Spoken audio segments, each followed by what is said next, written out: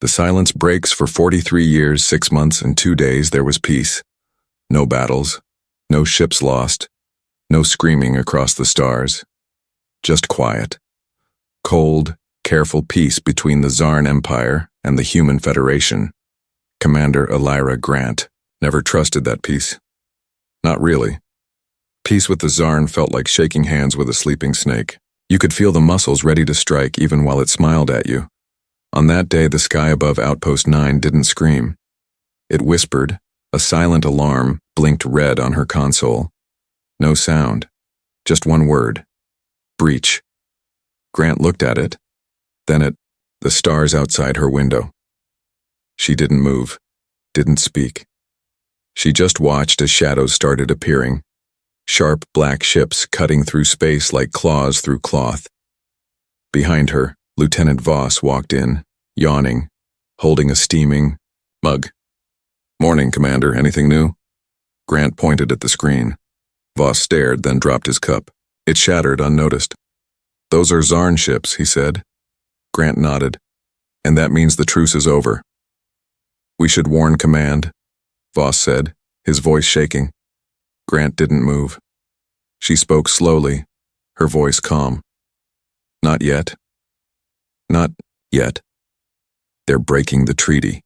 Grant turned to him. "And we're going to let them." Voss blinked. "What?" "They expect fear, panic, maybe even retreat. But we're not going to give them that. We're going to do something else." "What?" Grant smiled. It wasn't a warm smile. It was the kind of smile that meant trouble. "We're going to laugh." Voss stared at her. "Commander, are you okay?" She didn't answer. Instead, she reached into her jacket and pulled out a thin silver card. She slid it into the terminal and the system lit up with a soft blue glow. Screens came to life. Old files opened. Words filled the room. Operation Deadpan. Psychological Response Protocol. Class Omega. Voss stepped back. "I've never heard of that." "Most haven't," Grant said. "It was buried after the last war. A backup plan just in case the Zarn ever came back." "What does it do?" Grant typed quickly. The screens showed files, videos, recordings. Strange things. Humans dancing in zero-G suits, people telling bad jokes to aliens, massive speakers strapped to fighter ships. One file was just called the Kazoo Offensive. Voss was confused. "What is all this?" "Humor," Grant said. "The Zarn don't understand it. Not really. It confuses them, scares them." "Why?" Grant leaned on the desk. "Because they don't know how to respond. They think emotion is weakness. But when we laugh during danger, when we joke during war, they can't process it. They think we're insane, and scared enemies don't attack. They hesitate, and hesitation is our weapon." Outside, the Zarn ships kept coming. Silent, slow, watching. Inside, Grant gave the order. "Activate the Deadpan Protocol. Wake up every station within 50 light years. Tell them to prepare Phase 1. Voss still looked uncertain. "This could backfire. We could look like fools." Grant nodded. "Yes, and that's the point." She turned to the comms officer. "Send this message to the Zarn fleet, and make sure the tone is cheerful." The officer read the message aloud before sending it. "Greetings, Zarn friends, welcome back. We missed your pointy little ships. We've prepared snacks and space clowns for your arrival. Hope you brought glitter." Voss groaned. "We're dead," Grant smiled. "Maybe. Or maybe we've just become the monster they never expected." Moments later, the message left the station. A second later, the Zarn fleet stopped. Not one ship moved. They just hovered in space, as if confused. Or waiting for something. Voss stared. They paused. They actually paused. Grant crossed her arms. "Told you, they don't know what to do." Across the galaxy, other human stations received the order. Comedy archives were reopened. Old broadcast towers turned back on. Strange ancient tools were pulled from dusty storage. Rubber chickens, prank drones, inflatable ducks for zero-gravity pools. Everywhere soldiers began to laugh, even if they didn't feel like it. On Zarn ships, watchers read the human signals. They didn't understand. The enemy wasn't preparing for war. They were joking, taunting, dancing. To the Zarn, it looked like madness, and madness was dangerous. Back on Outpost 9, Grant stared at the enemy fleet. Her voice was quiet but firm. You came to break the truce. You thought we'd beg, cry, or run. Instead, you got jokes and jazz music. Voss glanced at her. What if they fire anyway? Grant shrugged. Then we respond the old way, with guns. But for now, let's make them wonder. The first human broadcast played through space. A comedian in a spacesuit floated across the screen, juggling, flaming marshmallows and telling bad puns. Human laughter echoed across the void. And the Zarn still didn't move. The watchers grow uneasy. The Zarn didn't know what to do. Their ships hovered just outside firing range of Outpost 9, silent, and still like predators unsure if their prey had gone mad or become something worse. On board the lead vessel, the Zarn commander, a tall, chitin-covered being known only as Speaker Ven, watched the human broadcasts with wide, blinking eyes. Their alien mind, cold and logical, tried to process what it was seeing. This was not how humans had responded in the last war. Back then, the humans had screamed. They had launched every weapon they had, bled for every inch of ground, and fought until their last breath. But now they sent jokes, the broadcast currently looping. On the Zarn's communication deck showed a man in a banana suit slipping repeatedly on an invisible patch of zero-G soap. Every time he fell, he made a loud oof sound. Other humans laughed in the background. Speaker Ven watched in silence. "Commander," said one of the Zarn tacticians, its voice a low rasp. "Is this some kind of threat?" Speaker Ven did not answer right away. Instead, it rewound the footage and watched the banana man fall again. The humans were known for their strange ways, but this was something else. They had broken protocol. They had not answered the Zarn fleet's arrival with defense formations or diplomatic demands. Instead, they opened with jokes, music, color, and absurdity. Speaker Ven's claws tapped on the console as it thought. The other tacticians grew nervous. The humans were unpredictable, and unpredictable enemies were dangerous. Fear was not something the Zarn understood in the way humans did, but they recognized danger. They saw it in the unexpected. On Outpost 9, Commander Grant stood with her, arms crossed, watching the feed. The Zarn ships had not moved in almost an hour. Not a single weapon powered up. Not a single threat was sent. It was working, but she knew it wouldn't last forever. "How long until Phase 2 is ready?" she asked. Lieutenant Voss checked the terminal. 2 more hours. The humor team on Europa Station is putting together the next wave. They're calling it the inflatable parade. Grant raised an eyebrow. "In space?" "Yep. Giant floating cartoon characters. Some are shaped like Zarn leaders." Grant laughed softly. "That'll get their attention. Or piss them off. Either one works." Still, as the laughter and comedy spread through the human networks, not everyone was amused. Some on Earth questioned the method. Politicians called for stronger responses. Military leaders whispered that Grant had gone too far, that she was playing games with an old enemy. But Grant knew what she was doing. She had studied the Zarn for years. They were proud, rigid, bound by a strict sense of logic and order. Anything outside their structure confused them. Humor was chaos, and chaos was power. Deep inside Outpost 9, in a hidden chamber below the comms array, a small team worked night and day. They were not soldiers. They were writers, clowns, psychologists, and prank engineers. People who once made late-night shows and viral videos. Now they were humanity's secret weapon. They brainstormed skits, rewrote scripts, tested jokes on simulation models. One man was building a talking toaster that recited alien poetry. Another had trained a parrot to mimic Zarn speech, but only to say compliments like, "You look shiny today," or "Your war cry is adorable."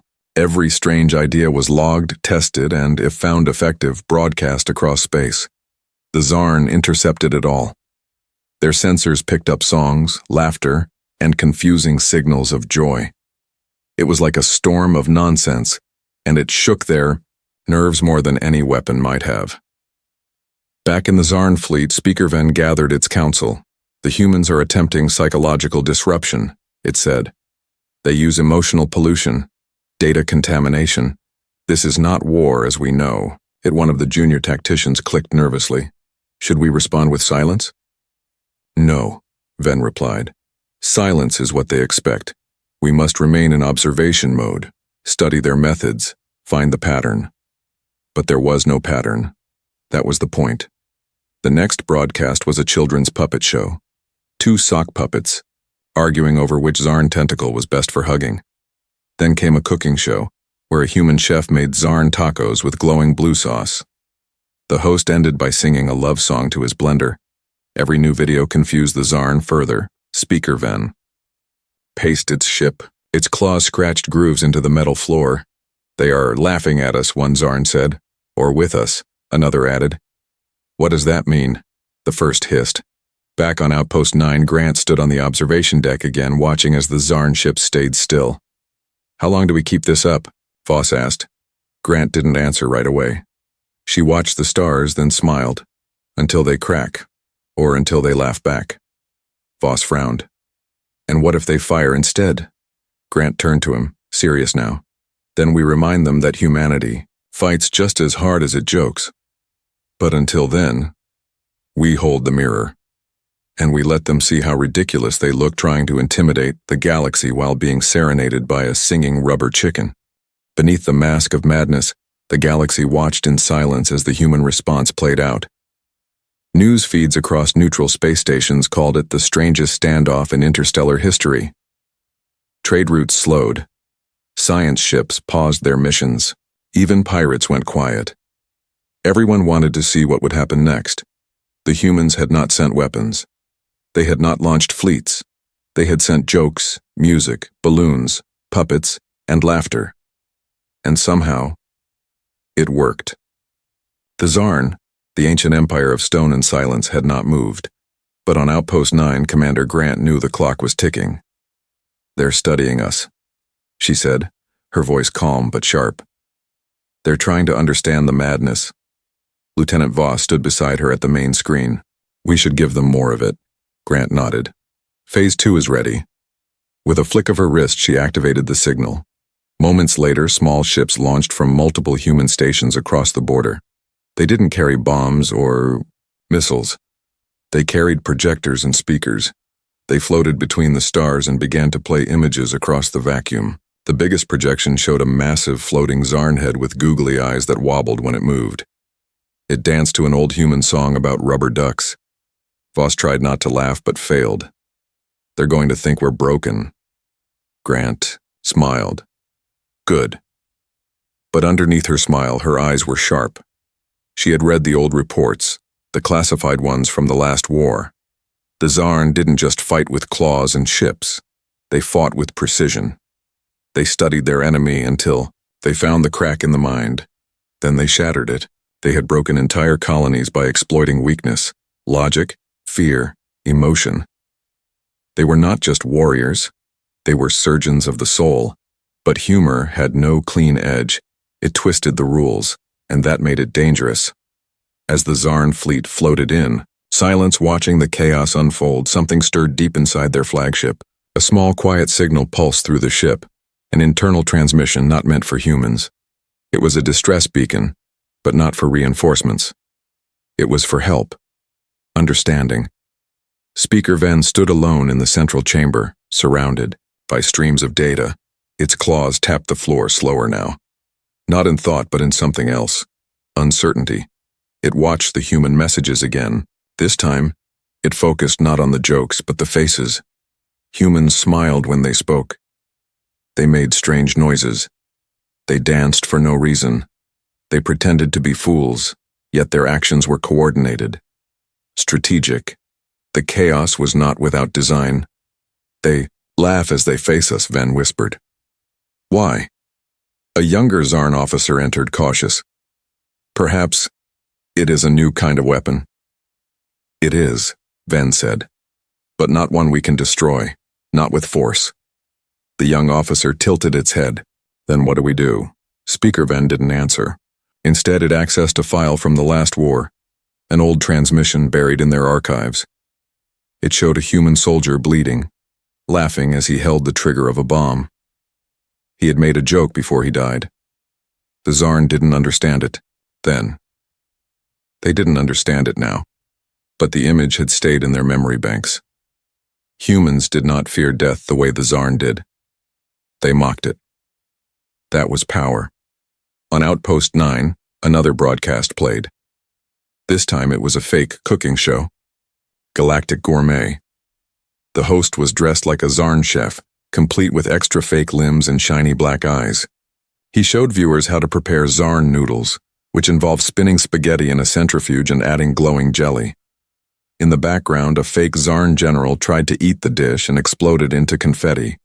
The Zarn intercepted it, analyzed it, found no hidden code, no secret attack, just nonsense, and still, it felt like an invasion.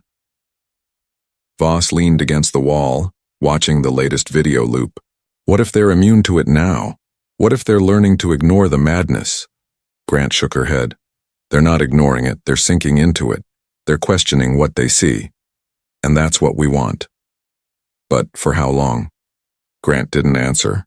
Instead, she opened a private message feed. Her fingers typed a message, short, encrypted, meant for a group only a few in the galaxy knew existed.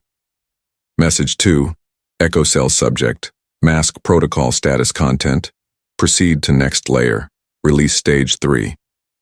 Add human mythological symbols and contradictory logic patterns, confuse belief structures. If they start mimicking us, we escalate the nonsense, make them question their own seriousness. She hit send and turned back to the stars. What's Echo Cell? Voss asked. Old shadows, Grant said. People who studied what makes humans human. They're going to push the joke too far. Voss frowned. Isn't that risky? Extremely, she replied. But if the Zarn try to mimic us, they'll break themselves. In space, something strange began to happen. One Zarn ship moved, just a little. It deployed a small drone. The drone didn't scan or fire. It released a signal. The signal was music. Off-key, metallic, trying to sound like human jazz. Voss stared at the screen. Are they copying us? Grant leaned forward, eyes narrow. No, she said quietly. They're trying to understand. She smiled again. But this time it wasn't a smile of victory. It was a warning. And that, she said, might be the most dangerous thing they've ever done. The imitation begins. The Zarn had never mimicked anything before. Not once in all their long, cold history had they looked at another species and thought, maybe we should try that. They were proud, sharp-minded beings who believed in order, silence, and strength. They studied, conquered, and moved on. But now, for the first time, they hesitated. The strange human broadcasts, at first dismissed as noise or psychological warfare, had done something more dangerous than expected. They had sparked curiosity. Deep aboard the Zarn flagship, Speaker Ven watched as the test drone tried again to produce music. The result was a mess of metallic screeches and broken rhythms, like a dying robot coughing up jazz. Still, it was something. Ven's advisors looked on in confusion, some uncomfortable, some angry, but none dared speak against the trial. After all, if humans could resist fear by laughing at it, if they could defend their minds by embracing nonsense, then perhaps the Zarn had to evolve, or fall behind. Speaker Ven gave the order. Mimicry would now be tested fleet-wide. Across the cold ships, Zarn engineers began pulling apart the human broadcasts. They didn't understand jokes, but they recognized patterns. A smile before a punchline. A pause before laughter. Movement followed by applause. It wasn't logic. It was ritual. A strange, chaotic ritual repeated endlessly by humans in every message. Some of the Zarn tried to copy it. They recorded themselves speaking nonsense lines with odd timing, or moving in stilted, awkward ways to match what they called comedic rhythm. Others painted their armor in bright colors or attached strange items to their limbs, attempting to resemble the silly characters in the human sketches. It was awkward. It was ugly. But it was beginning. And on Outpost 9, Grant saw it all. Her mouth twisted into a smirk, not of joy, but concern. "They're doing it," she said quietly. "They're actually trying to learn our madness." Voss leaned in, squinting at the feed. "They painted one of their ships like a clownfish. Not bad for a species that once vaporized planets for using the wrong greeting gesture." Grant tapped her console and opened a secure line to Echo Cell. The response came in seconds. Echo had already noticed. They had even intercepted Zarn test recordings from a hacked probe. One clip showed 3 Zarn warriors standing in a circle, each taking turns making high-pitched noises while wiggling their limbs. The noises didn't mean anything. The wiggling was random, but one of the Zarn let out a short burst of clicking afterward, which the others stared at in silence. Then for no reason Echo could explain, they all repeated the same gesture. It wasn't quite laughter, but it was a reaction. Grant played the video again, slower this time. "They're trying to create their own version of humor," she said. "But they don't understand what makes it work. They think it's a tool. They don't know it's deeper." "Deeper?" Voss asked. "Humor isn't just sound and movement," she replied. "It's perspective. You have to see the world differently. No pain. Find the absurd in it. Laugh not because it's funny, but because it hurts less when you do." She stood up from her chair and walked toward the window. Beyond the glass, the stars shimmered. Zarn ships drifted like silent ghosts, still painted, still confused. "We might have done it," she said. "We might have broken their view of the universe." But even as she said it, Grant didn't celebrate. Because something else was happening too, something harder to explain.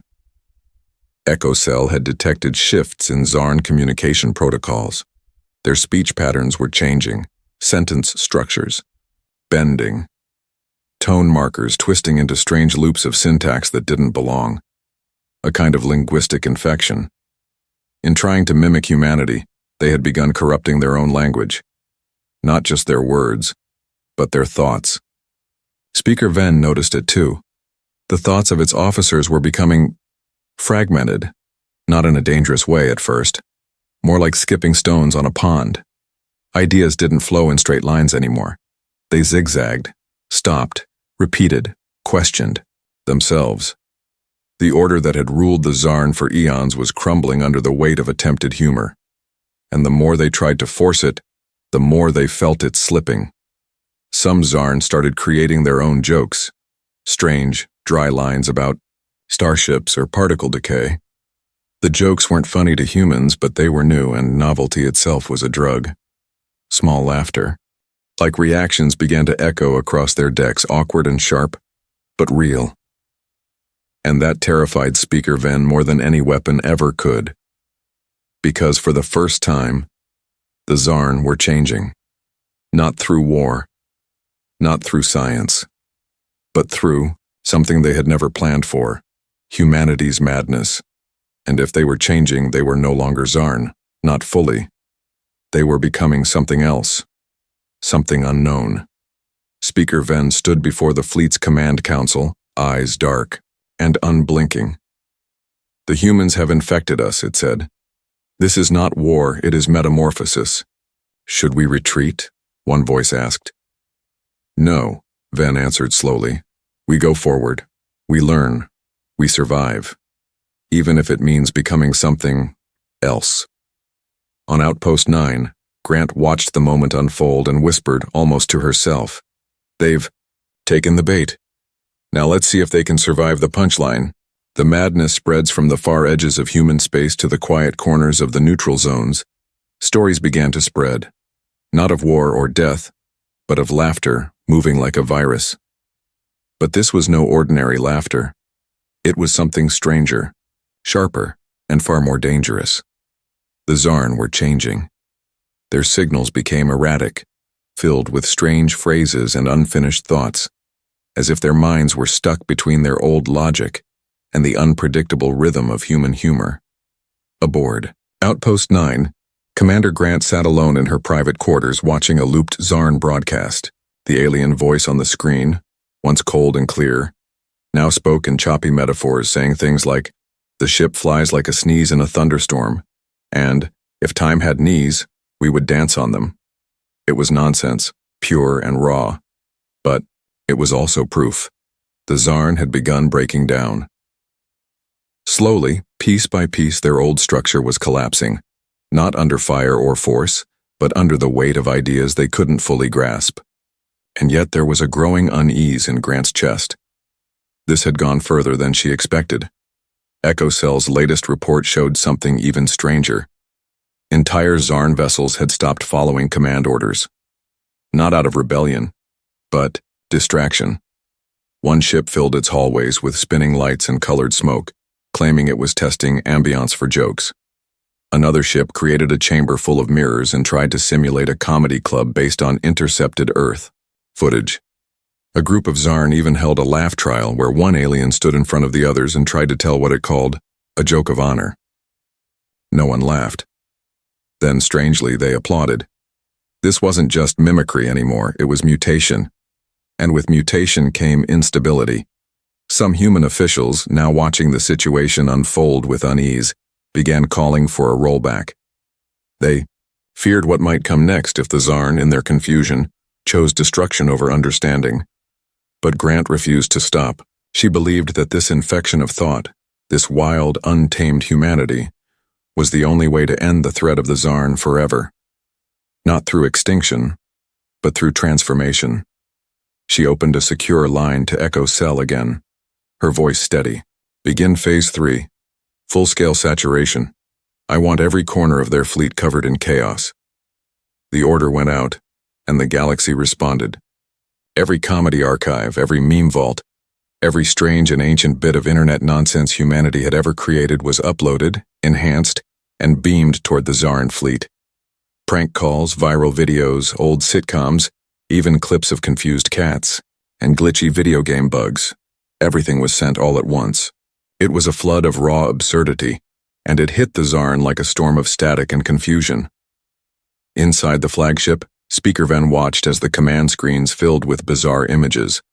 Dancing humans in inflatable suits, animals in sunglasses, children singing off-key songs about potatoes. The Zarn crew tried to filter the signals, but every time they shut down one feed, 10 more appeared, and something inside them began to twist.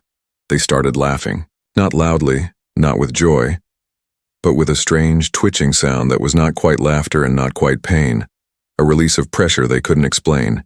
It echoed down the corridors, bounced off metal walls and spread. Speaker Van gripped, the edge of the console, claws digging into the surface. "Contain it," Ven ordered, but the command came too late. The virus had moved from data to minds. Zarn soldiers walked in circles, muttering nonsense phrases. One began speaking only in questions. Another refused to walk unless it was hopping. Discipline collapsed. Ranks dissolved. And yet, none of them attacked. Not a single weapon was fired. On Outpost 9, Grant stood on the command deck watching the feed. "They're unarmed," Voss whispered. "They're falling apart." "No," Grant said softly. "They're rebuilding, just not the way they expected." But even as she said it, a cold thought crept into her mind. What happens when a species used to control and clarity gives itself over to chaos? What happens when they try to mix their cold order with human madness? It could be beautiful, or it could be catastrophic. Echo Cell reported sightings of new behavior. Some Zarn had begun trying to create original human-style entertainment. They wrote scripts, they filmed their own shows. One episode involved a love triangle between 3 asteroids and a toaster. Another was a reality series set entirely in an empty room. The humans watching didn't know whether to laugh or worry. This wasn't parody. The Zarn weren't mocking humanity. They were reaching out, trying to belong in a world that suddenly felt wider, stranger, and somehow more alive. But in doing so, they were breaking everything they were. Speaker Ven, now alone in the command chamber, stared at the stars and whispered, "This is what it means to live with feeling. It burns, but it is bright." And in that moment, with A quiet twitch of a clawed hand. Ven did something no Zarn leader had ever done. It smiled, and somewhere, hidden among the stars, the universe waited to see what came next. Rebirth or ruin.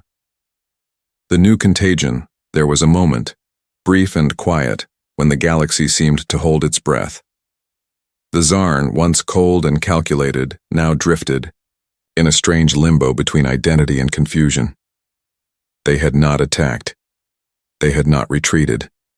They hovered in silence, their ships pulsing with strange lights, their minds unraveling and twisting into unfamiliar shapes. Outpost 9 kept its eyes locked on the fleet, watching the transformation in real time. What began as a campaign of psychological disruption had become something far stranger. The humans had infected the Zarn with something they never expected to spread: curiosity. Not the kind rooted in logic, but the dangerous kind, the emotional kind, the human kind. Curiosity wrapped in madness, coated in laughter, and born from centuries of pain, chaos, and survival. And now it was growing inside the Zarn like a new organ that didn't know what it was supposed to do. Speaker Ven sat alone in the heart of the flagship, the walls around them flickering with distorted echoes of human broadcasts. Fragments of sound, half-jokes, strange songs, nonsensical riddles, played on a loop, like ghosts trapped in metal. Ven's thoughts had become noisy. They no longer moved in straight lines. They jumped, looped, paused, and questioned. Memories from the war, sharp and clear, now clashed with dreams of color, rhythm, and laughter. It was beautiful. It was terrifying. And above all, it was irreversible. Ven sent a message to the remaining fleet commanders. The message was short, barely a few lines. Do not resist the change. Observe it. Follow it. Feel it. No Zarn leader had ever written such words. Some obeyed. Others did not. Fractures began to form in the Zarn structure. Entire vessels chose isolation, cutting off contact to study the echo, as they called it. A few ships spun in slow circles through space, playing their own broadcasts, newly created, built from their understanding of human humor. One featured a stiff, robotic puppet telling riddles about gravity. Another filmed Zarn warriors attempting slapstick routines, awkward and stiff, but earnest. And while human observers laughed or blinked in disbelief, the Zarn crews laughed too. Not because they fully understood, but because something deep inside them wanted to understand. Wanted to feel. And still, Grant was watching. Always watching. On Outpost 9, her staff began to grow nervous. This is spreading too far, Voss said, standing at her side. We've destabilized an entire civilization. They're breaking apart. No, Grant replied, her tone quiet but firm. They're breaking open, and what grows from that will decide if they remain a threat or become something new. And if they collapse, then we make room for something else. Behind her, Echo Cell sent new updates. Field agents embedded near the Zarn borders reported strange developments. On one Zarn moon, a group of younglings began building structures based on human amusement parks. Crude roller coasters, spinning seats, colorful lights made from bioluminescent stone. No military formations, no shrines to order, just joy. On another ship, an elite Zarn tactician abandoned her post and began hosting something called a Grin Council, where she invited other Zarn to speak freely and present what she called daily absurdities. The most recent meeting involved a debate over which shape best described happiness: triangle, circle, or dancing square. For the Zarn, this was heresy. For the humans, it was victory, but for Grant, it was something more. It was evolution in real time, not forced, not conquered, just redirected. And yet, not everything was peaceful. Not all Zarn welcomed this new way. In the darker corners of the fleet, old minds gathered. They called themselves the stillborn, and they rejected laughter. They saw the infection not as transformation, but as betrayal. They spoke, and they rejected laughter. They saw the infection not as transformation, but as betrayal. They spoke of purging the madness, of restoring the old ways, even if it meant turning their weapons inward. They whispered of a cleansing fire, Echo Cell, intercepted fragments of their broadcasts, encrypted, full of static. But one phrase was clear: erase the echo. Grant knew what that meant. Not just an end to the transformation, but a final purge of anything touched by humanity's madness. And if that started, it would be war again. Worse than before. No logic, no strategy, just fire and silence. "We're losing control of the storm," Voss warned.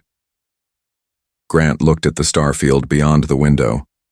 Somewhere out there, the Zarn were laughing. Somewhere else, they were sharpening their claws. "We were never in control," she said softly. "We just lit the match." Now, she had to decide: let the flames spread and hope something new survived the burn, or prepare for the silence to return, and this time, if it came, it would not come gently. The punchline of peace in the deep cold of space between stars that had seen empires rise and fall, the Zarn stood at the edge of something they had never known before, a choice not born from command or survival, but from feeling. Their minds, once filled with sharp clarity and cold logic, now echoed with strange laughter and uncomfortable questions. Some ships drifted in silence, full of Zarn still loyal to the old ways, whispering about control and purity. Others had become floating theaters of confusion and light, where strange shows played and odd music echoed through the walls. The split was no longer hidden. It was everywhere, and it was growing louder. On Outpost 9, Commander Grant watched as the largest of the Zarn ships, the one marked with a symbol of unbroken silence, sent a final signal. It was not a demand, not a threat. It was an invitation. A single phrase appeared on every human channel: "Send the one who laughs first." For a moment, the entire station held its breath. Grant stared at the message, blinking slowly. She knew what it meant. Not literally, but symbolically. They were asking for someone who understood what had changed. Someone who could speak this new language of nonsense, pain, and laughter. She didn't hesitate. "I'll go," she said. Voss stood quickly. "You can't. What if it's a trap?" "Then I laugh in their face before it ends," she replied with a dry smile. Within the hour, a small diplomatic vessel left Outpost 9, unarmed and alone. Inside, Grant sat quietly in a padded chair, watching a video on loop. It was one of the first clips the Zarn had ever intercepted, a human child spinning in a circle until they fell, giggling uncontrollably. It wasn't clever, it wasn't scripted, it was just pure, strange joy. That was what started all this. And maybe that was what could end it. The Zarn flagship opened its bay doors with slow mechanical precision. Grant's ship entered without resistance. Inside, the lighting was soft, tinted blue and purple, as if trying to mimic human stages. She stepped out, unarmed, her hands open. No soldiers met her, only Speaker Ven. It looked different now. Less armored, less rigid. Its plating had been altered, painted in uneven patterns, decorated with small dangling pieces of wire shaped like stars and spirals. Its face was the same, but its eyes were tired, not weak, just worn from thinking too much. "Commander Grant," it said, its voice quieter than she remembered. "You changed us." She nodded. "We didn't mean to, at least not like this."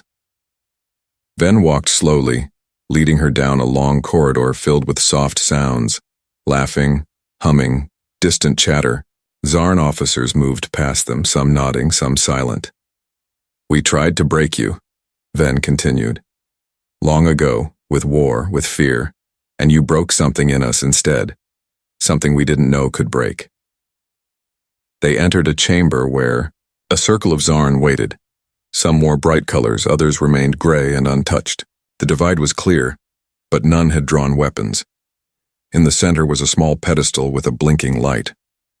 "We are no longer one mind," said Ven. "We must decide, and we do not understand how." Grant looked around, realizing what this was. Not a trap, not a trial. It was a vote. A moment in time where a species chose its future. You're asking if you should keep changing, she said quietly. Ven nodded. And if we lose ourselves? Grant stepped forward, placing a small device on the pedestal. It began to play a video, grainy footage of humans dancing in a destroyed city surrounded by rubble, laughing, crying, holding each other.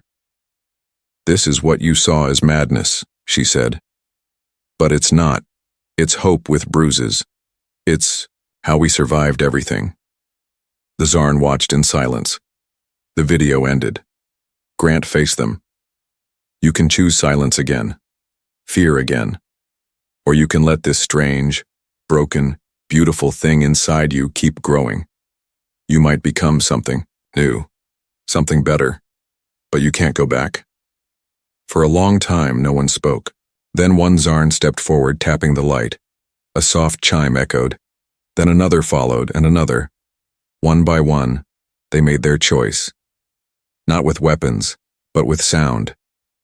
In the end, only a few did not vote. The ones who still clung to silence. They left the chamber without words, their ships slowly peeling away from the fleet. They would not fight.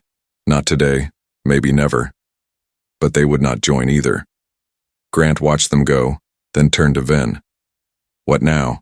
Speaker Ven looked up, and in its expression was something deeply human, tired, scared, and full of possibility. Now, it said, we try to be funny on purpose. Grant laughed, genuinely. It echoed in the chamber like music. And for the first time, the Zarn laughed with her. Not perfectly. Not well. But they tried. And sometimes trying is enough to change the stars.